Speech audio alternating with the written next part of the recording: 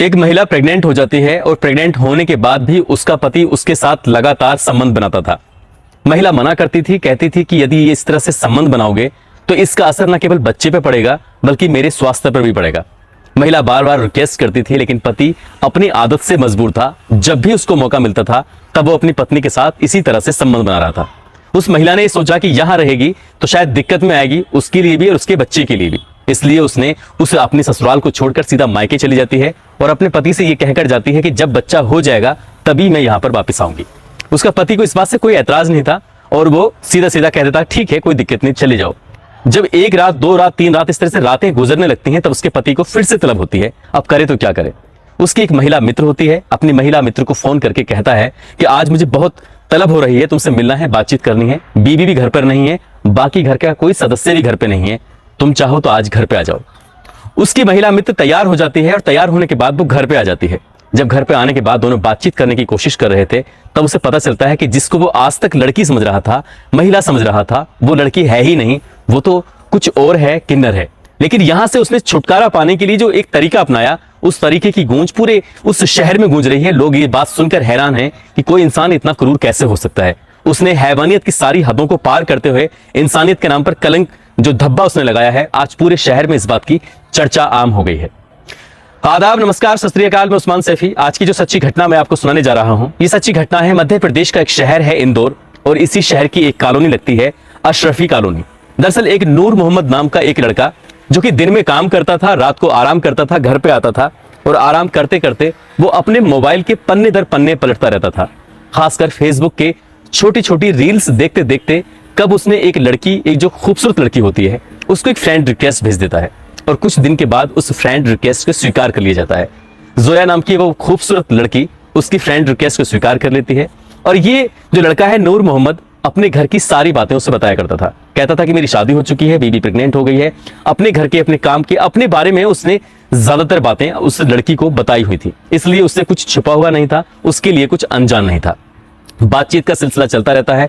पहले चैटिंग होती है, चैटिंग के साथ साथ एक दूसरे से वो मोबाइल नंबर भी शेयर कर लेते हैं। जब मन करता था वीडियो कॉल करते थे, जब मन करता था वो वैसी कॉल करते थे, सामान्य कॉल। लंबे समय से बातचीत चल रही थी। इसी बीच बताता है कि उसकी पत्नी प्रेग्नेंट हो गई है और जब भी वो अपनी पत्नी के साथ संबंध बनाने की कोशिश करता है तब उसकी पत्नी ऐतराज करती है, मना करती है और उसको अच्छा नहीं लगता। और इसी बात को देखते हुए उसकी पत्नी नाराज होकर ससुराल से मायके चली गई है। कहती है कि जब बच्चा पैदा होगा तभी वो यहाँ पर वापस आएगी। कई दिनों से वो अकेला था। अपनी महिला मित्र जिसका नाम जोया होता है, 27 अगस्त 2022 की रात को फोन करता है। कहता है कि आज बिल्कुल अकेला हूं, घर पे कोई नहीं है, तुमसे मिलने का बहुत मन कर रहा है, क्या तुम मेरे पास आ सकती हो। जोया ये बात सुनती है, शुरू में तो उससे अचंभा होता है, आश्चर्य होता है, सोचती है कि क्या करना चाहिए क्या नहीं करना चाहिए। लेकिन जब जोया से इसके लंबे समय से बातचीत चल रही थी, एक एक बात को वो जानती थी, तो जोया तैयार हो जाती है। कहती है ठीक है तुम मुझे लेने के लिए आ जाओ। कुछ रास्ते वो चलती है, कुछ रास्ते उसका दोस्त चलता है, दोनों एक दूसरे से रास्ते मिलते हैं। उसको लेकर वो सीधा उसके अपने घर आता है।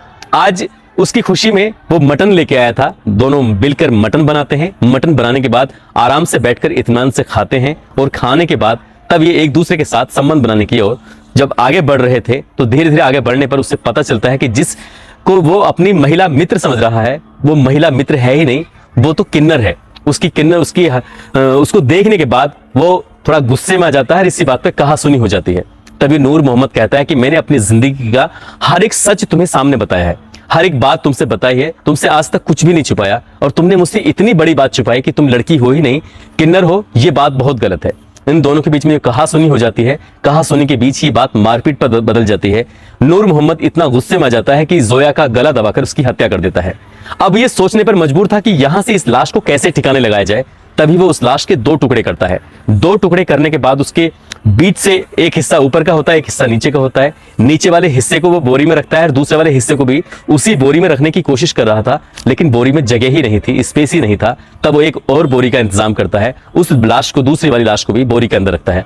यहां से पहले निचला वाला हिस्सा होता है, उस निचले वाले हिस्से को ले जाकर वो इंदौर शहर के MR10 इलाके में फेंक देता है और उसे फेंकने के बाद अपने घर वापस आता है। लेकिन दिन निकल आया था तो इसलिए वो दूसरी बॉडी को, दूसरे हिस्से को वो ठिकाने नहीं लगा पाया, इसलिए उसने अपने घर के संदूक के अंदर, और संदूक में रखने से पहले उसने उस बॉडी के हिस्से को बाथरूम में लेके जाता है और तब तक उस बाथरूम में रखता है जब तक क्या उसका खून पूरी तरह से खत्म नहीं हो जाता, निकल नहीं जाता। तभी वो पॉलीथीन का इंतजाम करता है और पॉलीथीन का इंतजाम करने के बाद उस हिस्से को जो कटा हुआ है उसे पूरी तरह से पैक कर देता है ताकि खून या ब्लड निकले तो पॉलीथीन के अंदर ही रुक जाए।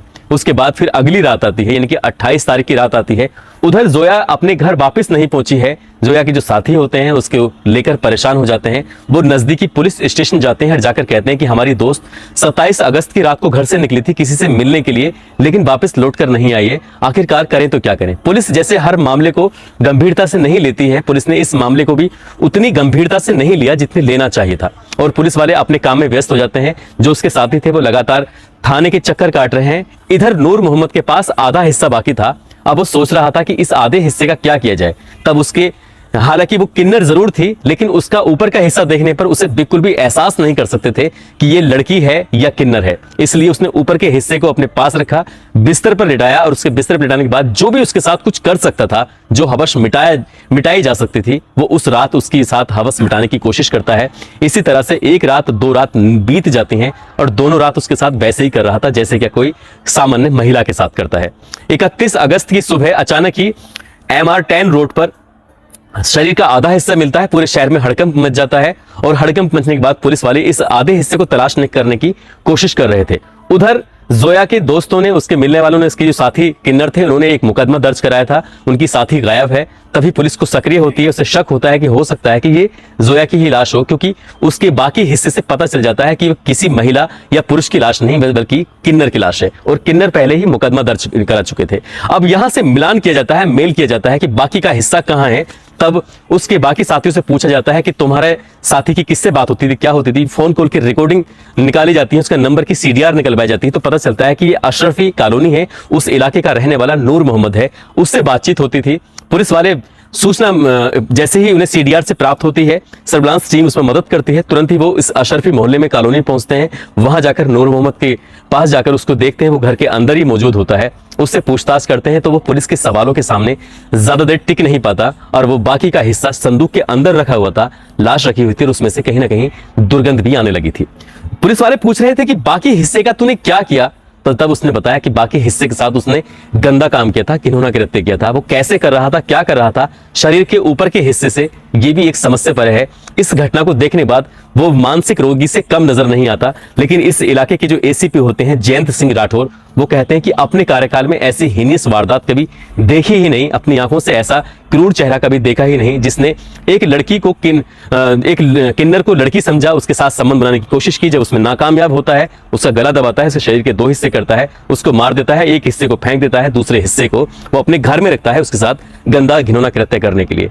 पुलिस वालों ने उस आरोपी को गिरफ्तार करके जेल भेज दिया है। उनकी कोशिश है कि इस मामले को फास्ट ट्रैक कोर्ट में चलाया जाए ताकि आरोपी को कम से कम समय में बड़ी से बड़ी सजा मिल सके और पूरे इंदौर शहर ही नहीं बल्कि पूरे मध्य प्रदेश में एक मैसेज, एक संदेश जा सके कि ऐसे घिनौना कृत्य करने वालों को किसी भी कीमत पर बख्शा नहीं जाएगा। दोस्तों, इस घटनाक्रम को सुनाने का उद्देश्य भी किसी को परेशान करना नहीं है, किसी का दिल दुखाना नहीं है, बल्कि आपको जागरूक करना है, आपको सचेत करना है।